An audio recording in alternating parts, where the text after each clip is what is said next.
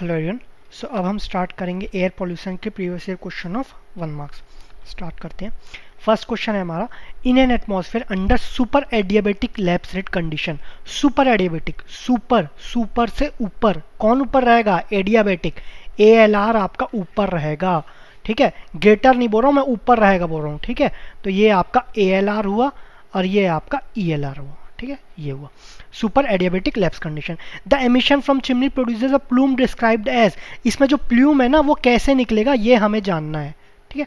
Okay, तो इसमें क्या है? इसमें आपका ई L R greater than A L R, ठीक है। ई L R greater then E L are, ये मत समझना ए एल आर ऊपर है तो ए एल आर ग्रेटर होगा, ई एल आर ग्रेटर है, इसका लैप्स रेट ज़्यादा है ना, ठीक है। तो ई एल आर ग्रेटर हुआ। दूसरे कंडीशन में क्या होता है? ए एल आर ग्रेटर रहता है, ए एल आर ग्रेटर। इसमें ए एल आर ग्रेटर, तो ए को आर कैसे लिख सकते हैं? ए को इसका आधा डंडा हटाओ, इसको उल्टा लग दो, ये किसका शेप है? ये कोन का। तो आपका इस वाले केस में कोनिंग रहता है ना। ये वाला सब एडियाबेटिक, इसमें कोनिंग रहता है। बचा कौन सा? दो इंपॉर्टेंट है, कोनिंग लूपिंग, दोनों एक दूसरे के अपोजिट है। तो ये आपका केस वाइज, इसमें ई एल आर ग्रेटर है, इसमें ए एल आर ग्रेटर है। तो ए एल आर ग्रेटर में कोन हुआ, तो ई एल आर ग्रेटर में आपका लूपिंग हो जाएगा, ठीक है। सो ये आपका लूपिंग। कोनिंग तो आप एलिमिनेट कर दिए। लॉफ्टिंग और फ्यूमिगेशन ये हम पढ़े ही नहीं है, ठीक है। अब ये भी है, आपको पढ़ना है तो पढ़ लेना, लेकिन अगर आएगा तो इनमें से ज़्यादा चांसेस है, इनमें से कम चांसेस है, ठीक है। ओके, सो इसका आंसर हुआ looping. Next question, during temperature inversion in atmosphere air pollutant tends to. Temperature inversion मतलब ये आपका एडियाबेटिक लैप्स रेट है, ये आपका नेगेटिव लैप्स रेट है। इसमें क्या होता है? नेगेटिव लैप्स रेट जैसे जैसे ऊपर जा रहे हैं ना तो आपका टेम्परेचर बढ़ते जा रहा है, मतलब विथ रिस्पेक्ट टू हाइट देखेंगे, विथ रिस्पेक्ट टू हाइट, तो यहाँ पर आपका टेम्परेचर कम है, तो मतलब यहाँ पर वार्मर आपके वार्मर एयर है, और यहाँ पर क्या है? यहाँ पर कूलर है ना। तो यहाँ पर क्या है? ये आपके in presence of water fog बना लेते हैं, फॉग बन जाते हैं, जिसके कारण ये ऊपर आने नहीं देते। तो यहाँ पर एज अ ये कूलर वाले यहीं पर रह जाते हैं, तो एक्यूमुलेट हो जाते हैं। कहाँ accumulate? Below inversion layer, below inversion layer accumulate हो जाते हैं। तो B is the correct answer. Next, इसका मैंने थ्योरी थोड़ा बहुत आ दिया, इतना जानने की जरूरत है नहीं वैसे इतना डिटेल में। The dispersion of pollutant in atmosphere is maximum. कब आपका मैक्सिमम होता है डिस्पर्शन का केस? कब मैक्सिमम होता है? जब वो अनस्टेबल रहता है। अनस्टेबल में जब आपका मैक्सिमम डिस्पर्स हो जाता है, पूरा फैल जाता है एटमॉस्फेयर में, तो वो सबको नुकसान, हेल्थ को ख़राब कर सकता है, ठीक है। तो वो कौन सा केस हुआ? वो अनस्टेबल केस हुआ। अनस्टेबल में आपका ई एल आर, ठीक है, इसको ऐसे देखते हैं कि आपका ज़्यादा फैल रहा है। ज़्यादा कब फैलेगा? जब उसका डेंसिटी कम होगा। Density of A L R कम होगा, तभी तो हल्का होगा ना, तो ज़्यादा फैल जाएगा। Density of A L R is less then E L R, ठीक है। वैसे तो आपका ई L R is greater than A L are, ये वाला केस होगा अनस्टेबल के केस में, लेकिन आपको अगर नहीं पता तो इससे डराइव कर लेना, ठीक है। तो आपका फैलेगा कब? जब आपका density A L R, that is pollutant का डेंसिटी कम होगा, हल्का होगा pollutant with respect to air. हल्का होगा तो ऊपर जाएगा, जल्दी फैलेगा। ओके, तो डेंसिटी कम हो गया, लेकिन density inversely proportional to temperature होता है ना, तो आपका temperature of A L R is greater than temperature of E L R, ठीक है, ऐसा होगा। तो एक हाइट पे देखे तो ए एल आर का टेम्परेचर इधर होगा, ई एल आर का कम में होगा, इधर कम हो गया ना, ठीक है। स्टार्ट कहाँ से करेंगे? एक ही से। तो ये आपका ए एल आर है पॉल्यूटेंट का, तो ये ए एल आर हुआ, ये आपका ई एल आर हुआ, ठीक है, ये हुआ। तो इसमें ए एल आर भले ऊपर है, लेकिन लैप्स रेट किसका ज़्यादा है? ई एल आर का ज़्यादा है, that is E L R greater than A L R, ठीक है। तो डिस्पर्शन सबसे ज़्यादा मैक्सिमम कम होगा जब E L R greater than A L R होगा। तो पढ़ते हैं, environmental lapse rate greater than adiabatic lapse rate, यही तो हुआ ना। Environmental lapse rate E L R is greater than A L R, यही कंडीशन हुआ, तो A is the correct answer, ठीक है। यहाँ पर बोला environmental lapse rate is less than, ये नहीं है। Environmental lapse rate equal to, less then में क्या होता है? ये आपका स्टेबल कंडीशन में आ जाता है। इक्वल टू में क्या आता है? ये आपका इक्वल टू में न्यूट्रल कंडीशन आ जाता है। Maximum mixing depth is equal to 0, ये इज होना चाहिए था, इज इक्वल टू 0। इसको करेक्ट कर लेते हैं, एक सेकेंड। तो ये भी आपका नहीं होगा, ठीक है। नेक्स्ट क्वेश्चन, नेक्स्ट है आपका, two primary air pollutants are. Two primary, लेकिन हम तो सेकेंडरी पोल्यूटेंट याद के ना। सेकेंडरी में क्या क्या था? सेकेंडरी में है आपका ओजोन, ठीक है। दूसरा स्मॉग, ओजोन इंपॉर्टेंट है, दूसरा आपका पेन इंपॉर्टेंट है। पर oxy acetyl nitrate, full form याद रखना तो रखो, नहीं तो नहीं याद हो रहा कोई बात नहीं, पेन याद रखना। फिर आपका एक है, पेन याद रख लिए तो PP PPB होता है या PBN होता है, ऐसा करके कुछ रहता है, मुझे भी याद नहीं है। पेन से रिलेटेड ही PPB PPN ये सब मोस्ट इंपॉर्टेंट ओजोन और आपका पेन। तो प्राइमरी एयर पोल्यूटेंट, सेकेंडरी नहीं आना चाहिए। सल्फर डाइऑक्साइड, ओजोन, ओजोन तो आपका सेकेंडरी है। नाइट्रोजन ऑक्साइड और पर ऑक्सी एसिटाइल नाइट्रेट, ये क्या peroxy acetyl nitrate, PAN, PAN, ठीक है, फुल फॉर्म याद नहीं रहेगा, इससे पहचानना है लेकिन पेन, तो ये भी आपका सेकेंडरी है। सल्फर डाइऑक्साइड हाइड्रोकार्बन, इसमें कोई आ रहा है कि इसमें कोई भी नहीं आ रहा है, मतलब ये दोनों प्राइमरी है। ओजोन, इसमें तो ओजोन आ रहा है। पर ऑक्सी एसिटाइल नाइट्रेट, इसमें भी आपका दोनों सेकेंडरी है, तो C is the correct answer. Okay, next question. Next है आपका particulate matter fly ash carried in effluent gases from the furnaces burning fossil fuels are better removed by। fly ash को कैसे सबसे बेहतर किससे रिमूव किया जाता है? fly ash क्या बहुत फाइन है, इसको सबसे बेस्ट आपका इलेक्ट्रोस्टैटिक प्रेसिपिटेटर से रिमूव किया जाता है, जिसका साइज लेस देन 0.1 माइक्रोन होना चाहिए, ये हम पढ़े हैं थ्योरी में। So B is the correct answer, ठीक है। Next, an air parcel having 40 degree Celsius temperature moves from ground level to 500 metre. Ground level से 500 मीटर एलिवेशन पे जा रहा है, ग्राउंड पे उसका टेम्परेचर कितना है 40 degree Celsius, to 500 metre elevation in dry air following the adiabatic lapse rate. Adiabatic lapse rate से डिक्रीज हो रहा है, ठीक है। The resulting adiabatic lapse rate से जा रहा है, तो एडियाबैटिक में तो आपका टेम्परेचर डिक्रीज ही होता है ना, सिर्फ आपका इन्वर्जन में इंक्रीज होता है, ये ध्यान रखना। The resulting temperature of air parcel at 500 metre elevation will be, 500 metre में आपका टेम्परेचर क्या होना चाहिए, ठीक है। तो आपका एडियाबैटिक लैप्स रेट क्या आता है 9.8 डिग्री सेल्सियस पर किलोमीटर, पर 1 किलोमीटर पे। कुछ लोग राउंड ऑफ करके 10 डिग्री सेल्सियस पर 1 किलोमीटर भी बोल देते हैं, ये एक्यूरेट है, इसको याद रखना। लेकिन हमें तो ये कितना है 1 किलोमीटर 1000 मीटर, तो 1000 मीटर में 9.8 है, तो 500 मीटर में कितना डिक्रीज हो जाएगा इसका आधा, डेट इज 4.9। लीनियरली डिक्रीज होता है ना, ऐसा लीनियरली डिक्रीज होता है, ठीक है। ये 1 किलोमीटर में था, तो ये आपका 500 मीटर में, तो 4.9 कम हो जाएगा। कितने में से 40 में से 4.9 कम हो गया, तो कितना बचा 35.1। इसको अप्रॉक्सीमेटली, इसमें तो कोई पॉइंट वाइज नहीं है ना, ये अप्रॉक्सीमेटली क्या हो गया 35 degree Celsius. So A is the correct answer. Okay, next, consider 4 common air pollutants found in urban environments: nitrogen oxides, oxides of sulfur dioxide, soot, ozone. Among these which one is the secondary air pollutant? इसमें secondary कौन सा है? Again secondary कौन से? Most important ozone, PAN, ये दोनों important है। फिर आपका आता है smog, फिर इससे रिलेटेड PPB या हो गया या PBN जो भी है, तो ओजोन PAN, इसमें कौन सा है? ये आपका ओजोन। तो सेकेंडरी एयर पोल्यूटेंट क्या हो गया ओजोन। ओजोन कहाँ से है? ए, तो A is the correct answer. Okay, next question. The amount of CO2 generated in kg while completely oxidizing 1 kg of CH4 to end products. CH4 को oxidise कर रहे हैं, ठीक है, तो कितना kg CO2 मिलेगा? CH4 को कितना ऑक्सीडाइज करें, कितना यूनिट ऑफ CH4 ले रहे हैं 1 kg ऑफ CH4। पहले तो केमिकल इक्वेशन लिख लेते हैं, इसको ऑक्सीडाइज करेंगे तो ऑक्सीजन के रेस्पेक्ट में के प्रेजेंस में करेंगे, तो ये हो जाएगा CO2 प्लस H2। अब इसको बैलेंस करना है। ओके, यहाँ पर हाइड्रोजन कितना है 2, यहाँ पर है 4, तो यहाँ पर 2 और ऐड कर देते हैं, ठीक है। सी ऑलरेडी बैलेंस्ड है, ऑक्सीजन यहाँ पर 2 + 2 4, यहाँ पर है 2, तो ये भी बैलेंस हो गया, ठीक है। अब CH4 और CO2 अगर बैलेंस नहीं भी करते ना तो भी चलता, लेकिन सेफ्टी के लिए बैलेंस करना ही है ना। अगर यहाँ पर गलती में 2 आ जाता तो आपका आंसर में अंतर आ जाता ना, ठीक है। तो इसका मॉलिक्यूलर वेट कितना है 12 + 4 डेट इज 16, इसका 12 + 16 + 16 32 + 12 तो 44 44, तो 16 ग्राम से 44 ग्राम आपको CO2 मिल रहा है। लेकिन 1 kg लिए अगर CH4 तो कितना kg ऑफ CO2 मिला होगा 1 × 44/16, 22/8 या फिर 11/4, ये हो गया 2.75 kg, ठीक है। इतना kg ऑफ CO2 हमें मिलेगा, तो 2.75 is the correct answer. Okay, next question. Next है आपका the 2 air pollutants control devices that are usually used to remove very fine particles from flue gases.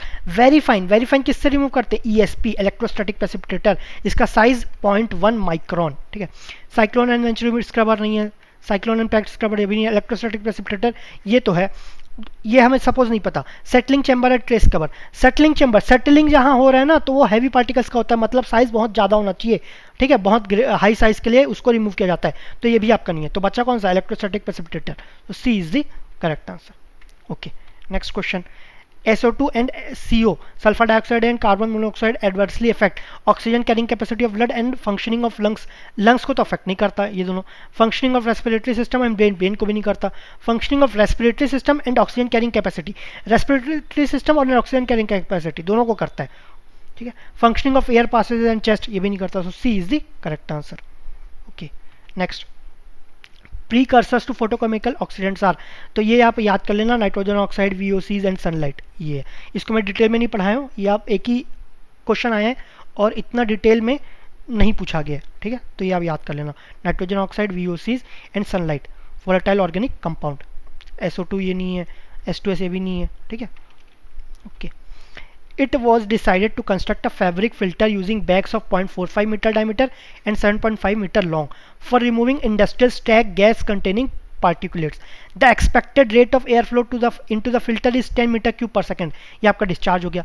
If filtering velocity is 2 meter per minute, unit ध्यान रखना है, discharge दिया, velocity भी given है। The minimum number of bags round off to nearest higher integer, integer में निकालना है, highest integer में निकालना है ना। Required for continuous cleaning operation is, required for continuous cleaning operation कितने नंबर ऑफ बैग्स चाहिए। ओके, हमें डिस्चार्ज पता है, वेलोसिटी पता है, तो इससे एरिया मिल जाएगा ना, क्यूब है वेलोसिटी, तो क्यू कितना है आपका 10 मीटर क्यूब पर सेकेंड, तो इसको भी मीटर पर सेकेंड में कर लेंगे, तो 2 मीटर पर मिनट, मीटर पर सेकेंड में 2/60, ठीक है, ये हो गया। तो ये हो जाएगा 300 मीटर स्क्वायर, ये आपका metre per second, 300 metre square. Total area इतना होना चाहिए, लेकिन सरफेस एरिया कितना है, सरफेस एरिया है आपका, फॉर्मूला क्या है 2πRh, इसमें सब्स्टिट्यूट कर देते हैं, 2 × 22/7, रेडियस कितना है 0.45/2, हाइट कितना है 7.5, सभी मीटर्स में है, तो ये आ जाएगा आपका 10.6028 metre square. Total area 300 metre square चाहिए, एक बैग का सरफेस एरिया कितना है 10.608, तो नंबर ऑफ बैग्स आ जाएंगे 300 डिवाइडेड बाय 10.6028, तो ये आ जाएगा 28.29 नंबर ऑफ बैग्स। क्या बोला है, नियरेस्ट हाईएस्ट इंटीजर, हाईएस्ट सबसे पास वाला बड़ा इंटीजर कौन सा है, तो 29 है, इससे बड़ा क्या है 29 सबसे पास, तो आपका आंसर क्या हो गया 29, B is the correct answer. Okay next question, the atmosphere layer closest to the earth surface, अब अर्थ सरफेस है तो उसमें तो पहले ट्रोपोस्फियर आता है, फिर स्ट्रेटोस्फियर आता है, उसका टेम्परेचर आपका पहले तो गिरता है, फिर आपका स्ट्रेटोस्फियर में बढ़ जाता है। सपोज आपको पता नहीं, कंफ्यूज हो गया स्ट्रेटोस्फियर यहाँ है कि ट्रोपोस्फियर यहाँ है, नीचे ग्राउंड पे सबसे पास क्या है आपके ट्री रहता है ना, ट्री हो गया या टी प्लांट हो गया, तो टी नीचे आएगा और स्काई आपका ऊपर रहता है, ट्रोपोस्फियर नीचे आ गया, स्ट्रेटोस्फियर ऊपर है, तो सबसे पास कौन सा है troposphere, D is the correct answer.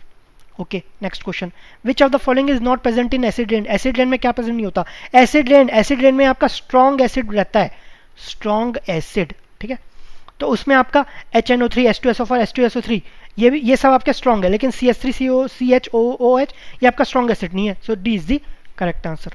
Okay next question, following observation have we made for the elevation and temperature to ascertain the stability of the atmosphere, ये आपको 10 मीटर पे टेम्परेचर 15.5 है, 60 में 15 है, 130 में 14.3 है, the atmosphere is classified as, atmosphere को classify करना है, तो हमें ADR तो पता है, ADR कितना होता है, adiabatic lapse rate, sorry ALR बोलना चाहिए, ALR आपका ड्राई एडियाबेटिक लैप्स रेट कितना होता है 9.8 डिग्री सेल्सियस पर किलोमीटर, ये रहता है, तो ELR पता कर लेते हैं, ELR से हमें पता चल जाएगा, तो फर्स्ट के केस में निकाल लेते हैं, तो टेम्परेचर डिफरेंस कितना है 15.5 माइनस 15, कितने के हाइट में डिक्रीज हो रहा है ना, तो 50 मीटर में इतना डिक्रीज हुआ 0.5/50, तो ये कितना हो जाएगा 0.01 डिग्री सेल्सियस पर मीटर, लेकिन किलोमीटर में करेंगे तो इंटू 1000 दोनों जगह कर देंगे, तो 10 डिग्री सेल्सियस पर किलोमीटर हो गया, है ना।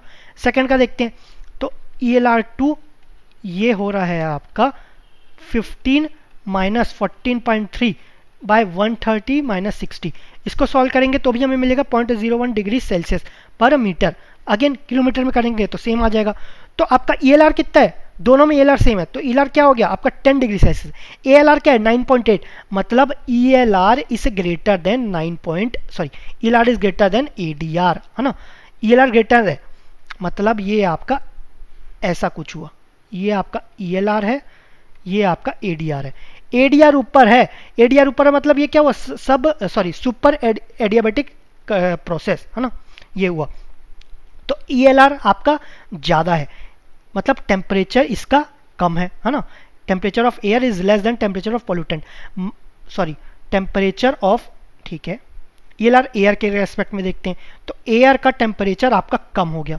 टेम्परेचर कम हो गया, तो डेंसिटी किसका ज़्यादा हो गया, डेंसिटी आपका एयर का कम हो गया, है ना, आपका टेम्परेचर एयर का कम है तो डेंसिटी ऑफ एयर ज़्यादा हो गया डेंसिटी ऑफ पॉल्यूटेंट से, पॉल्यूटेंट का डेंसिटी कम हो गया, डेंसिटी ऑफ पॉल्यूटेंट कम हो गया तो ये हल्का हो गया, हल्का हो गया मतलब इजीली डिस्प्लेस करेगा, डिस्पर्स करेगा, फैल जाएगा आसानी से, फैल गया मतलब ज़्यादा हार्म कर सकता है, तो ये अनस्टेबल केस हो गया। So B is the correct answer. ठीक है, next, there are 20,000 vehicles operating in a city with an average annual travel of 12,000 km per vehicle. The NOx emission rate is 2 gram per kilometer per vehicle. The total amount of NOx will be total annual release. Total annual release हमें जानना है NOx का। ठीक है, तो ये कितना release कर रहा है 2 ग्राम पर किलोमीटर, 1 किलोमीटर में 2 ग्राम, तो टोटल कितना किलोमीटर चल रहे हैं 12,000 किलोमीटर चल रहे हैं, 12,000 किलोमीटर, एक व्हीकल चल रहा है 12,000, तो आपका टोटल व्हीकल्स कितने हैं 20,000 है ना, तो ये आपका 2 ग्राम पर किलोमीटर पर व्हीकल, लेकिन एवरेज एनुअल ट्रैवल कितना हो रहा है 12,000 किलोमीटर एक साल में ट्रैवल हो रहा है एक व्हीकल से, लेकिन टोटल व्हीकल कितने हैं 20,000 व्हीकल्स। ठीक है, इतना प्रोड्यूस करेगा, लेकिन ये किस में, ये ग्राम में ना, आंसर किस में केजी में, तो डिवाइड बाय 1000 कर लेते हैं। ठीक है, 3 0 कैंसिल, तो 3 0 कैंसिल, तो ये आ गया 24 इंटू 2 48 और ये 4 0 तो कितना हो गया 4,80,000, that is a is the correct answer. ठीक है, ओके, नेक्स्ट क्वेश्चन। नेक्स्ट है आपका in the figures group 1 represent atmospheric temperature profiles PQRS and group 2 represents dispersion of pollutants from smoke stack 1 2 3 4. In the figure of group 1 the dashed line represents the dry adiabatic lab state, whereas the horizontal axis represents temperature and the vertical axis represents altitude. vertical altitude है, horizontal आपका temperature है। तो आपका super adiabatic में क्या होता है आपका ELR ग्रेटर देन ALR रहता है ना, तो सुपर एडियाबेटिक में, अच्छा ठीक है, अगर आपको ऐसा याद नहीं है तो दो केस आपको है, सुपर एडियाबेटिक एंड सब एडियाबेटिक में। सब एडियाबेटिक में क्या होता है ALR is greater then ELR। ठीक है, ALR ज़्यादा है तो A को कैसे लिखेंगे, ऐसा भी लिख सकते हैं, ऐसा भी लिख सकते हैं, ये क्या, ये आपका कोन है, तो आपका ALR जिसमें ग्रेटर होगा ना सब एडियाबेटिक में, उसमें कोनिंग रहेगा, तो इसमें कौन सा हुआ, इसमें आपका लूपिंग रहेगा, तो P का क्या हुआ, ये तो यहीं पर ना P का आपका 1 हो गया, ये आपका ठीक है, इसको बाद में देखेंगे। इन्वर्जन टेढ़ा है तो ये आपका टेढ़ा चले जाता है, ठीक है ऐसे, तो R का 3 हो गया। इन्वर्जन ओवर सुपर एडियाबेटिक, तो ये दोनों बचे हैं। अब ये एडियाबेटिक है, सिर्फ एडियाबेटिक दिया, ये आपका सब एडियाबेटिक होना चाहिए, ये आपका ग्राफ कुछ ऐसा बनना चाहिए, तो ये आपका ALR होना चाहिए, ये आपका ELR, ये आपका ये वाला कंडीशन होना चाहिए, क्यों, क्योंकि कोन आपका बन रहा है ना, तो बचा यही, तो एडियाबेटिक में आपका कोन, तो ये थोड़ा आप चेक कर लेना, मेरे हिसाब से सब एडियाबेटिक होना चाहिए। फिर आपका इन्वर्जन ओवर सुपर एडियाबेटिक, ये ऑल्दो हम पढ़े नहीं है, लेकिन इसका आप फ्यूमिगेशन ऐसा बनता है। ठीक है, सो S का 4, ये 3 अगर पूछा जाएगा ना, 3 से ज़्यादा चांसेस है, और एक न्यूट्रल का। न्यूट्रल में क्या होता है, ये आपका सपोज ये चिमनी हुआ तो ये आपका ऐसे सीधा प्रोड्यूस हो जाता है। ठीक है, ये इतना इंपॉर्टेंट है नहीं, मैचिंग में पूछ लिया गया, एक पूछ लिया, इसका कोई बड़ी बात नहीं है, ये आप चेक कर लेना, मेरे हिसाब से तो यहाँ पर सब एडियाबेटिक देना चाहिए था। Okay, next question, which are the following is secondary pollutant. Secondary कौन कौन से हैं, आपके ओजोन है, फिर पैन है, फिर आपका स्मॉग है ना, फिर आपका इससे रिलेटेड PPN या PPPBN जो भी है, कार्बन मोनोऑक्साइड ये तो नहीं है, हाइड्रोकार्बन ये भी नहीं है, VOC ये भी नहीं है, ओजोन ये आपका सेकेंडरी है, सो D is the correct answer. Next question, which one of the following contains only primary air pollutant. Primary किस में ही है, ओजोन ये तो आपका सेकेंडरी है, परऑक्सी एसिटाइल नाइट्रेट ये भी सेकेंडरी है, ये अगेन पेन सेकेंडरी, आपका इन दोनों में कोई ऐसा सेकेंडरी नहीं है, तो ये दोनों क्या हो गया प्राइमरी हो गया, ओजोन सेकेंडरी, सो सी ऐसा है जिसमें दोनों प्राइमरी है, तो C is the correct answer. Okay, next, a gas contain 2 types of suspended particles having average size of 2 micrometer and 50 micrometer. Amongst the following given below, the most suitable pollution control strategy for removal of these particles is, सबसे best कौन से तरीके दोनों को हटाने के लिए, तो आपका एक 2 माइक्रोमीटर है, 50 माइक्रोमीटर, दोनों पहले जो बड़ा है वो हटाएंगे ना, तो पहले 50 माइक्रोमीटर हटाएंगे, साइज बहुत बड़ा है तो इसको कैसे हटाएंगे, सेटलिंग से हटाएंगे। सेटलिंग किस में है, ये आपका सेटलिंग चैम्बर, और किसी में सेटलिंग नहीं है, तो C सही होना चाहिए। ठीक है, इलेक्ट्रोस्टैटिक प्रेसिपिटेटर, ये तो बहुत, ये साइज क्या होना चाहिए 0.1 माइक्रोन है ना, ये भी आपका 0.1 माइक्रोन, ये भी 0.1 माइक्रोन, तो C ही बचा है, तो C is the correct answer. Next, the liquid form of particulate air pollutants are, liquid forms कौन से होने चाहिए, स्मोक एंड स्प्रे, स्मोक है क्या, स्मोक आपका गैसियस फॉर्म में, मिस्ट एंड स्प्रे, मिस्ट भी लिक्विड में, स्प्रे भी लिक्विड में, फ्लाई ऐश और फ्यूम्स ये भी आपका गैस में, डस्ट मिस्ट तो ठीक है, लेकिन डस्ट भी आपका ड्राई फॉर्म में, सॉरी गैस फॉर्म में, सो B ऐसा है जिसमें दोनों आपके लिक्विड फॉर्म से, तो B is the correct answer.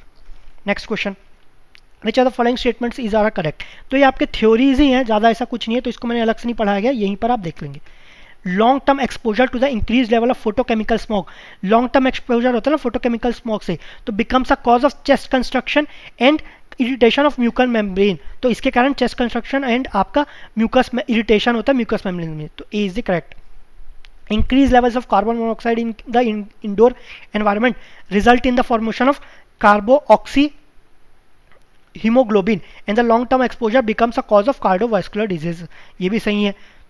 Volatile organic compounds that is VOCs act as a precursor to the formation of photochemical smog। ये हम देखें ना precursor कौन सा है, तो इसमें VOC भी था। In the presence of sunlight, sunlight के presence में VOC क्या करता है, precursor for the formation of photochemical smog। So C is the correct answer। Increased level of volatile organic compounds in the indoor environment result in the formation of photochemical smog which is cause of cardiovascular disease। तो increased level volatile organic compounds के नहीं, carbon monoxide के कारण होता है। तो ये आपका गलत है, तो करेक्ट क्या हुआ, ABC। ठीक है, सो इसमें इतना ही क्वेश्चन था। Thank you very much.